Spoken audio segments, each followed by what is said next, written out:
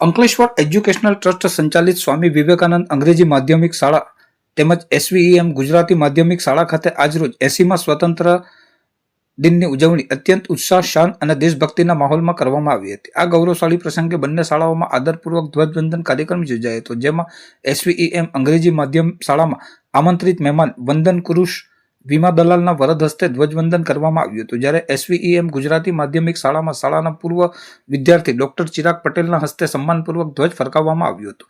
ધ્વજવંદન બાદ આઝાદી પર્વની ઉજવણીને વધુ રંગીન અને યાદગાર બનાવવા માટે શાળાના ભૂલકાઓ તથા વિદ્યાર્થીઓ દ્વારા વિવિધ મનોહર દેશભક્તિસભર કૃતિઓ અને સાંસ્કૃતિક કાર્યક્રમો રજૂ કરવામાં આવ્યા હતા, જેણે ઉપસ્થિત સૌ કોઈના મન મોહી લીધા હતા. આ પ્રસંગે અંકલેશ્વર એજ્યુકેશનલ ટ્રસ્ટના સેક્રેટરી ડોક્ટર મહેન્દ્રભાઈ પંચાલ, શાળાના આચાર્ય શ્રીમતી મીનાક્ષી ભારદ્વાજ, પૂર્વ પ્રાથમિક વિભાગના સુપરવાઇઝરશ્રી, શાળાના તમામ સુપરવાઇઝરશ્રીઓ સહિત સમગ્ર શાળા પરિવારના શિક્ષકગણ અને મોટી સંખ્યામાં બાળકો ઉત્સાહભેર ઉપસ્થિત રહ્યા હતા.